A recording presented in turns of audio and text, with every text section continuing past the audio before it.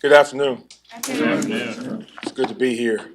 Well, we're officially into it as far as training camp with the physicality, the competition, um, the quick turnaround, the intensity. Uh, we had some really good work the last couple of days, and we're definitely looking forward to getting on the plane and going over here and competing in an actual ball game and allowing the players to go out and execute what we've been installing, what we've been working on, some of the skills we've made a concerted effort to isolate. So it'll be good for us to get out and see the full product on the field with no limitations, no holds barred, and really get a chance to evaluate our defense and the individuals that will be participating. So looking forward to that. With that, I'll take your questions. How helpful is it when you've got guys out there batting balls down from Caleb? So at least three of them today. Right. It's that's a great thing to see because the way offenses are prioritizing protecting the quarterback, one of the ways that you could do that is get the ball out of his hand in a hurry. And so, depending on the nature of our coverage, if we're in a looser coverage, it is critical that our defensive linemen collapse the pocket, recognize that, and provide an obstruction for the quarterback. So I was really excited to see that today, and they've been doing it since camp has started, and that really protects our secondary. Jervon especially has done that a lot that we've seen. What enables him to time that up right? Well, just making sure, number one, that we get the pocket collapse. We don't want to sacrifice that and turn into the volleyball team, if you will. So we want to make sure that we're actively rushing, that we're working our edges, and some of it we can anticipate empty. The ball tends to track out in a hurry. Some of the coverage concepts that we'll be playing, we know that the quarterback's going to try and find those underneath windows. And so they're tied into the situation. They're also tied into the coverage and just from a position fundamental thing. We have to make sure we stay on the edges, collapse, and then get our hands up when the quarterback's hand comes off the ball. From evaluating in the preseason game and not the starters, but the young guys, I'm guessing you're going to say tackling, but what specific areas are you focused mostly on looking at in the first game? We're going to evaluate everything that we do against our core philosophy, and that's the HITS principle. We want to see great hustle, great effort, great intensity. We want the players to really recognize certain situations and respond accordingly. So we're gonna really grade and evaluate everything we're doing against our core values, and that's the HITS principle. With Austin, what are you most looking forward to seeing him in a live game after the growth you've seen so far? I want to see him hit the quarterback. Period. I want to see him hit the quarterback. I want to see him use his speed and everything that he's been working on that's been poured into him so far, the investment that he's made. I want to see him put himself in a position to hit the quarterback and take the ball away from him. What stood out to you the most just with the reps he's gotten the last week or so with the ones? Well, he's just tough to hit as a pass rusher. He has a great feel for how to contort his body, how to flip or rotate his hips and shoulders so that he can keep advancing toward the quarterback and put himself in great position to follow through. From a defensive coordinator standpoint, the way your defense is batted passes from Caleb, do you think other teams, other coordinators will use that as will become a specific strategy against him? Is that something you think that he will have to adjust? Well, I certainly hope not as far as the opponent is concerned.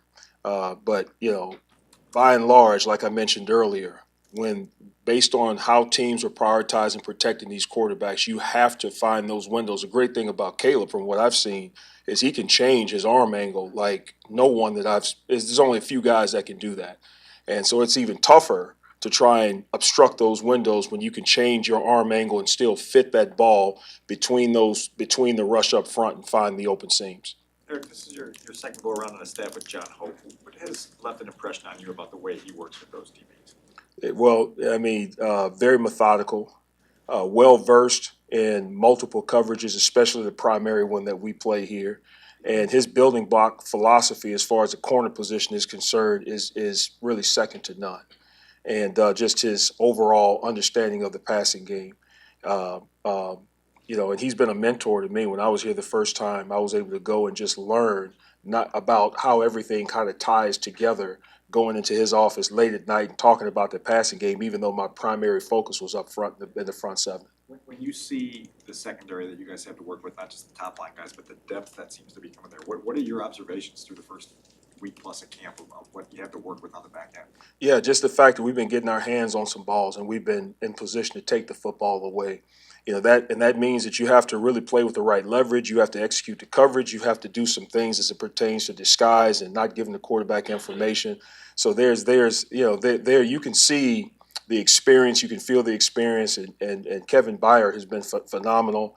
I mean, it's just great to have him back there, just kind of patrol copping the whole thing and providing his experience and his detail and communication to the rest of the back seven. Eric, With for Byard- your with first Byard- year in Chicago, you had Devin, Hester, and Julius Peppers both were here too for a little bit of that. Just any special feelings or emotions for you heading back to Canton the next couple days? I appreciate the question. It is an unbelievable blessing to have come all the way from where I was and at where those guys were in their career to watch them receive this particular honor and to have, you know, to have worked with Julius Peppers in two different places and to know not only the type of player that he was, but the type of person that he is, and have gotten to know him in that way.